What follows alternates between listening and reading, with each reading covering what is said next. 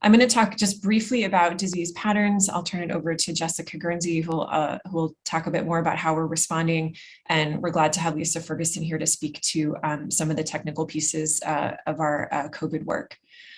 So I don't need to tell you all the COVID case numbers are eye-popping in the several thousands statewide, with Multnomah County averaging about 1,200 cases a day. Again, these are cases coming to us through the formal established lab reporting systems. These are not reflecting the increasing number of at-home tests that people are doing. Our own internal disease trackers or epidemiologists are projecting that probably half of the Multnomah County population will be infected with Omicron between approximately mid-December and sometime in February. So that speaks to just how quickly this virus moves. There's a lot of speculation about whether we're at or near the peak in cases right now. We might be, but it's really hard to say. And we're frankly still quite concerned about hospitals. So remember that hospitalizations tend to lag infections by a few days. So we're watching hospital capacity carefully along with our health system partners. What we increasingly understand about Omicron and what Centers for Disease Control has published formally is that it does appear to cause so-called milder disease, meaning that things like how long people are hospitalized, whether they need intensive care unit admissions, whether they succumb to the infection, that all seems to be lower than at previous points in the pandemic. We know very well how quickly Omicron spreads. We also know that it gets around some of the more superficial protections of our vaccines. So about 2/3 of Multnomah County cases are breakthrough, with another 13% breakthrough cases among those who are boosted. I am not surprised by those numbers based on what some of the early reports were about Omicron and how well it could get around those initial protections from vaccines. The really good news is that the vaccines continue to hold up against severe disease and hospitalization. So that is key. That is even more true for people who have gotten boosted. Again, people who are 5 months or more out from their second dose of Pfizer or Moderna. So we continue to strongly recommend boosters. We acknowledge that it's a difficult time in terms of very complicated isolation and quarantine guidance. Our main message is to be vaccinated, stay home if you're sick, and wear a well-fitting mask when you're indoors around others. And just know that this is a difficult time and we are here with you to get through it. Let me turn the microphone over to Jessica Guernsey, our Public Health Division Director. Thanks, Dr. Vines. Hi, everybody. I'm Jessica Guernsey, Public Health Director. I use she, her, hers pronouns. It's a pleasure to be with you all today. Just wanted to hit on a few other points and then really open it up for questions. As Dr. Vines said, you know, in a time like this where we're managing through rocky transition through Omicron, we know that access to information and just sort of getting through the messy periods together is really important. So we want to be available for the media and for our community to answer questions to get through this period. As Dr. Vines said, I really want to emphasize that everyone is doing the best that they can right now in a really difficult situation. We work closely with schools, childcare, businesses, and community groups to focus on the areas that Dr. Vines talked about in this Omicron wave that is, you know, it's humbling. We live in nature, and Omicron and COVID is calling the shots in terms of what our timeline is and how we adjust our response. So while we've been talking about a one-way road out of the pandemic, and what we mean by that is that we are carefully evaluating the strategies that will work or won't work given where we are, we always know that something, you know, could be around the corner that changes our response. And this creates a lot of anxiety in terms of what's happening on the ground. So I really just want to acknowledge that people are doing the best that they can in this situation, and we're looking really carefully at how we adjust our response, given that we really don't want to flip-flop back and forth between guidance related to isolation and quarantine, masks, et cetera. So we've really been focusing our efforts, like I said, on supporting enhanced vaccination efforts, specifically around boosters, because we know that that is extremely important in preventing hospitalization and death, and also supporting folks to stay home when they're sick. We know that the isolation and quarantine guideline changes have been difficult for folks, and we're continuing to try and work through that very carefully, as I said, looking at this as a one-way road. The other thing I just wanted to mention is that, and I said this last week in a media interview, you know, we're looking at this period of time and specifically our recovery from COVID as a generation's worth of work. So what we're looking at in terms of indirect effects of COVID, which, you know, span everything from impact to children's education, to things like an increase in overdose deaths and other issues that we've seen arise during the pandemic, is that, you know, we're not going to go back to where we were before, in that this gives us a very, very, you know, distinct look at things that existed, health disparities that existed before COVID that have gotten worse, and that we really need to focus on these different issues alongside adjusting our response to COVID. So that's really what we're focusing on right now.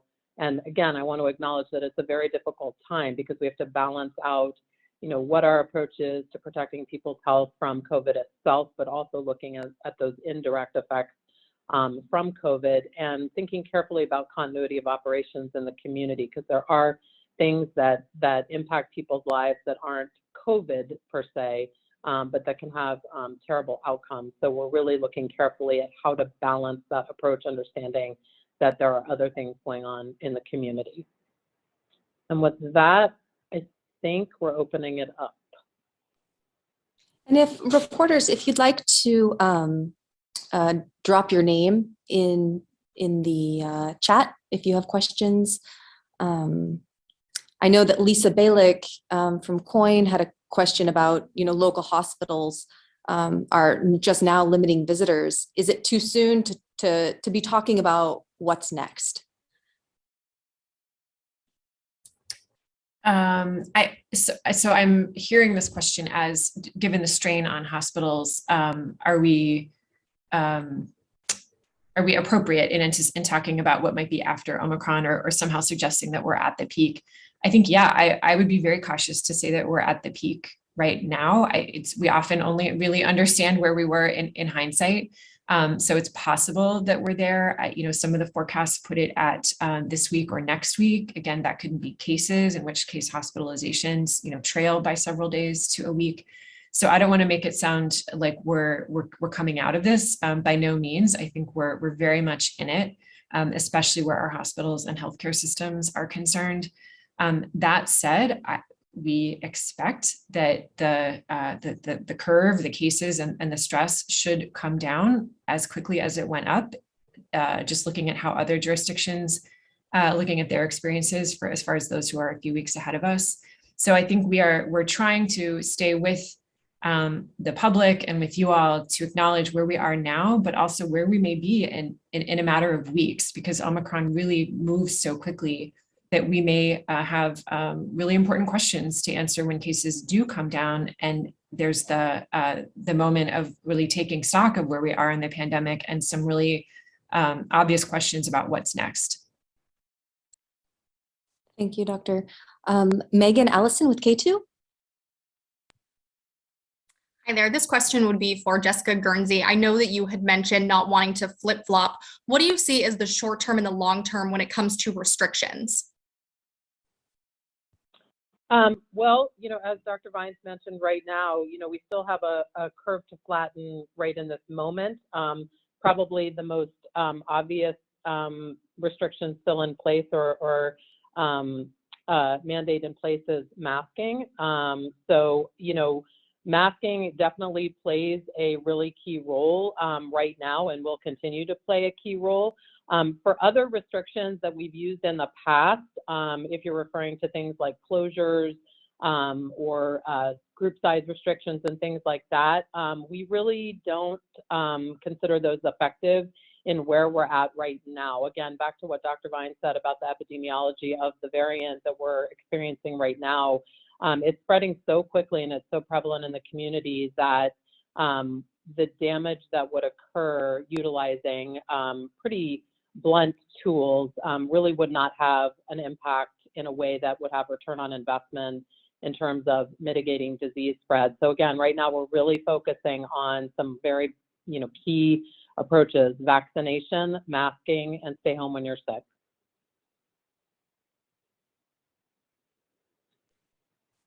Thank you so much. Connor McCarthy with KPTV. Hi there. So I had a question, in regards to when should people go to the emergency room? Because I've talked to a couple ER nurses and they're saying, they're seeing a lot of people come in with mild symptoms, and what's causing some of that backlog is just the triage of these patients. So how can the public help, alleviate this feeling of being overwhelmed in the ERs? And, when is it a good time to actually go to the hospital in an emergency? Yeah, thanks for this question. I'll start by saying unequivocally, people should not be going to the emergency room for a COVID test. That is not the place to get that done. You can call 211 if you need help locating a test, and we can talk about testing access separately, but the emergency department is not the place to do that. I will say I am, actively talking with emergency medical providers, hospitals, health systems several times a week. We are watching for opportunities to potentially ease some of the strain on hospitals. We're very reluctant to push a message of don't go to the ER unless you're really, really sick, because we don't want to discourage people who may be early in their course of illness with COVID or may have something more serious going on. We don't want them to forego that level of care if they need it. So to answer your question specifically, don't go for a COVID test. If you find yourself sick, first work through your primary care doctors or urgent care options, and please use the emergency department as a last resort. That said, don't hesitate if you feel like you're having severe symptoms or need immediate attention. All right, thank you. And I had one more question. There are some researchers out there throughout the country that are saying, we're going to be possibly shifting into an endemic. Is the county looking at this research and preparing, for this next phase of the pandemic, which is the endemic?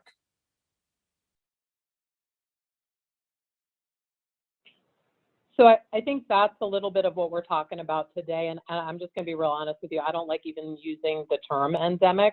As I said before, what we're doing right now is looking very carefully at where we're at. What tools do we have in our toolbox that we need to continue as we learn to live with COVID, which is more how I would frame it.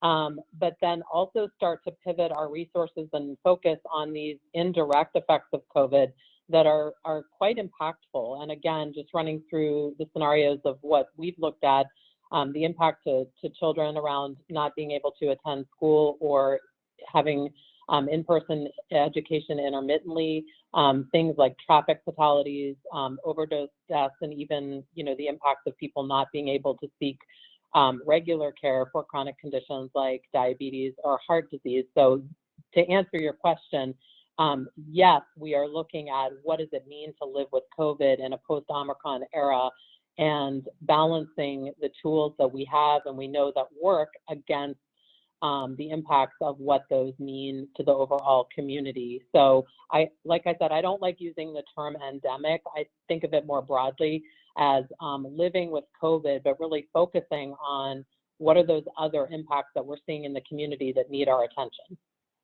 All right, thank you. Demi Lawrence with the Business Journal. Hi, yes. So I know recently it was announced the federal government would be sending out N95 masks to Americans. And I read that the Midwest, some places in the Midwest were getting those sometime this week. It's not only was I wondering, maybe if there's an estimate on when maybe the county would be receiving some of these tests in its local pharmacies and stores, but what the county would be doing to help people looking for those masks who maybe are having trouble. I do not have specifics on the federal mask distribution process, other than what I've heard myself from the federal government around the direct ability for folks to order both the tests and masks. I think we pushed out some of that information earlier this week on our website, but other than that, I don't know the specifics of the plan.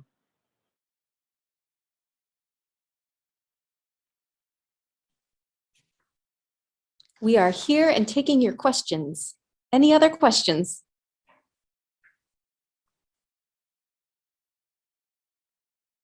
Megan, go ahead. Hi, sorry, me again. So we have heard from districts and I guess this would be for Dr. Vines. We've heard of districts in other parts of the state that are telling families masking is now up to you. We're turning it back to the families. What would happen if schools within this jurisdiction put out the same messaging? I'll try to tackle that question, and then I'll see if Jessica wants to chime in. I think, we've worked really closely with our school districts about COVID precautions really since the beginning of the pandemic, but especially given that our back to school coincided with the peak of the Delta surge. And we have made it an absolute priority to continue in-person learning through the school year. So to be very clear, we understand schools may need to close, for example, if they don't have enough staff to run their operation, but we support keeping schools open, and we don't want to see them close to interrupt disease spread. So the masking piece and part of keeping them open and shoring up everybody's confidence in the school environment, whether it's teachers or families, that has been a shared effort around the emphasis on masking and on doing our best to structure the school environment to minimize spread, things like optimizing ventilation, spacing kids out, and really heavily emphasizing masks. So I'm not trying to dodge your question, but it's just something that we've worked so closely on and have a real shared understanding around. It's hard for me to actually go to the hypothetical. Jessica, would you add anything? Yeah, I have no reason to think that would happen, to be perfectly honest with you, mostly because of everything that Dr. Vines just said and our close relationship and working with the schools around staying on the same page about how to reduce risk as much as possible, and masks still play an essential role in that, in terms of continuity of operations for schools and reducing the risk of spread. So we meet with the schools multiple times a week, and that has been part of our conversation. And there is a shared agreement that we maintain that piece of the prevention puzzle. Dr. Vines, if I could throw one more question at you. We are hearing concerns of this new variant similar to the Omicron variant. How is your team tracking that? And do you have potential concerns watching that right now? Yeah, what new variant are you referring to? It is I don't want to mess it up. It's like the B2, similar to the Omicron. So you can tell by my question, it's not something that we're actively tracking in this moment. Oregon Health Authority, along with OHSU, really look at the full picture of what are the variants that are circulating right now, as best we can tell. And as of last week, it was 95% Omicron. So I know there will, as there's been the entire pandemic, there will continue to be new variants pop up. Some will not turn into anything. Others, as we know, will be something that we need to pay attention to. At this moment, I don't have new variants on my particular time horizon, but I suspect others who follow the technical piece of variants might. Thanks, Megan. Isabella with the Mercury. Thank you. Dr. Guernsey, you mentioned dealing with addressing other health disparities that have been made more obvious by COVID during the pandemic. From my understanding, staff at the county level is quite taxed with the current, surge and kind of back at a crisis level dealing with the pandemic. How do you address just staff capacity in wanting to address these other health disparities simultaneously while addressing this current surge and all of the work that comes with that? Yeah, I appreciate that question, and really want to appreciate my entire team and staff of public health. I mean, I'd be remiss in not, acknowledging exactly what you're saying. This has been an exhausting 2 years, and public health is a small and mighty group. And folks have really put it all out there to do the best that we can in this global pandemic while we're addressing some of these other really awful issues. So none of that work has stopped. We do have to reposition people in public health to respond to such a huge crisis. this pandemic that we're in. But we are doing parallel work specifically on those issues that I mentioned, but there is a fixed resource, and pivoting some of that requires that we balance these things out. And that's not uncommon. We have multiple things going on at the same time. But it's exactly why we're carefully looking at the situation of what are we doing in response to the continued issue of COVID, as well as working across the public health division and the community on these other issues that have gotten worse. Some of the things I mentioned are particularly hitting Black, Indigenous, and people of color much more disproportionately, particularly around traffic fatalities, overdose deaths, and then untreated chronic health conditions. So we have to figure out a way to do a both and it's not just the public health division, it's the entire community. So that includes healthcare and hospitals, it includes community-based agencies and faith leaders and policymakers, to be perfectly blunt, because the issues that we're seeing arise and getting worse are longstanding issues that are embedded within our systems and are in our larger community. And they're not going to be easy to untangle. But if there is a silver lining from this whole last 2 years, my hope is that everybody will dig in deep so that we can really uplift some solutions to address these systemic issues, because they're not an accident. They're purposeful, they're embedded within the way our communities function. So we have an ethical obligation to pivot to address those issues at the same time we're balancing out our response to COVID. Rob with OPB?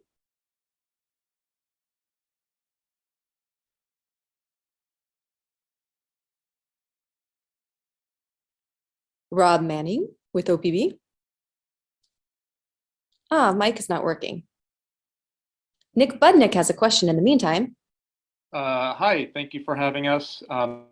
Dr. Vines, Jessica, I'm curious how you both are feeling about the future. Do you feel like there's a light at the end of the tunnel? Do you feel like we're coming out of it? There's a lot of debate out there in the public sphere, and I wonder how you personally are feeling.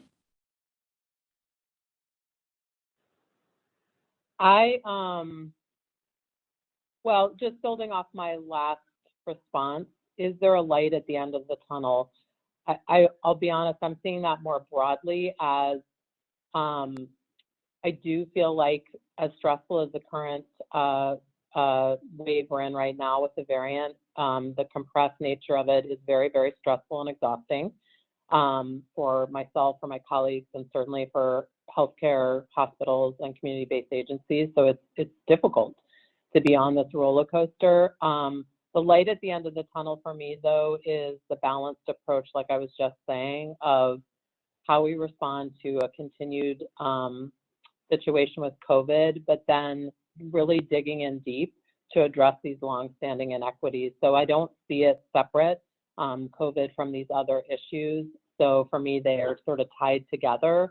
And I'm energized by the people that I work with and the commitment they have to community health and addressing these issues. So I'm feeling honestly a little bit tired, but hopeful that we will dig in and deal with some of these issues. Yeah, thanks. I appreciate the question. I think I have a sense of short-term optimism still for spring of 2022. Winter and the indoor season is the traditional respiratory season. It's when most coronaviruses that we know of circulate, along with flu and other things. So I feel like getting into the summer months may give us a reprieve. I also just have to remind everyone how amazing the vaccines are. So Moderna and Pfizer have a track record of safety. They have a track record of being effective at what vaccines are supposed to do, which is to keep us from getting severely ill. So that reality, I think, is important to recall. And I think that charts a longer term path through vaccine, through kind of settling into some kind of pattern around COVID that we're able to respond to without the level of disruptions that we've experienced these last 2 years. I can loosely envision that reality. All that said, a new variant could throw all of that off course. And then finally, to Jessica's point, I think, people talk about wanting the pandemic to be over, and I think increasingly we're thinking about it as something that we emerge from step by step, and that really is going to cast a long shadow over health and over many of our social services and many aspects of our lives for many, many years. And so therein lies the opportunity as far as how we emerge from this pandemic and what we decide to make different so that next time around, and there will be some kind of next time, we're in better shape. Thank you both. Thanks. And Rob dropped a question in the chat, wondering if you can discuss how we can accurately identify when we'll hit the peak with so many people getting tested at home or not getting tested and not having those reported results. Yeah, so I can take a stab. Oh, Lisa, yeah, I was just going to say, I can take a stab, but Lisa's probably better off. Go ahead. Yeah, sure, I can answer this one. So Lisa Ferguson, Communicable Disease Manager. Yes, we do look at testing numbers, but there are also other factors that we look at, other data points that we look at to help us determine when we might reach a peak. Some of those are, we look at emergency room and urgent care utilization, so we can see how many sick people are using our urgent cares and emergency rooms, what kind of symptoms they're presenting with. We also look at our percent positivity, so that kind of tells us how many people are getting tested, how many of them are sick. And then we also look at things like our outbreak numbers, how many outbreaks are being reported. And of course, hospitalizations, we know kind of lag, so that gives us a little bit later information. So there are, as I said, those multiple things that we look at. We also look at trends. And so we know that even though our test numbers might be an overall undercount because of home tests or people who don't access testing, we can still look at those trends and see when the trends start to go down as well.